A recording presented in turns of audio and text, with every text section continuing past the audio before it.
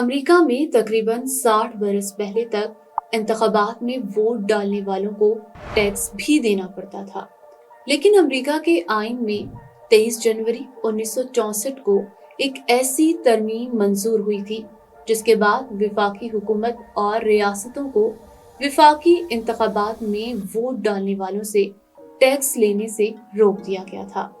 اگرچہ آئین کی 15ویں ترمیم کے تحت ووٹ ڈالنے کا حق تمام امریکی مردوں کو مل گیا تھا، مگر امریکہ کے جنوبی علاقوں میں سیاہ فاموں کے ووٹ کا حق محدود کرنے کے لیے کئی اقدامات کیے گئے، جن میں سے ایک پول ٹیکس بھی تھا۔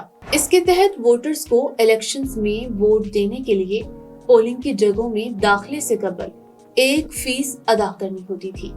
امریکہ کے جنوبی ریاستوں کے سیاہ فام امریکوں میں غربت کی شرح زیادہ تھی، تو ووٹ پر فیس عائد ہونے کی وجہ سے سیاہ فاموں کی بڑی تعداد ووٹ دینے سے قاصر تھی، جبکہ کم آمدن والے سفید فام بھی اس پابندی سے متاثر ہوتے تھے۔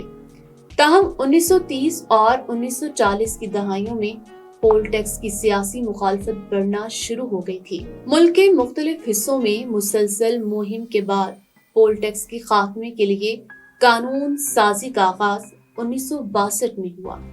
امریکہ میں آئینی ترمیم کے لیے کم سے کم 3/4 ریاستوں سے اس کی منظوری لازمی ہوتی ہے۔ پول ٹیکس ختم کرنے کے لیے مطلوبہ تعداد 1964 میں پوری ہوئی، جس کے بعد ووٹنگ پر عائد ٹیکس ختم ہو گیا۔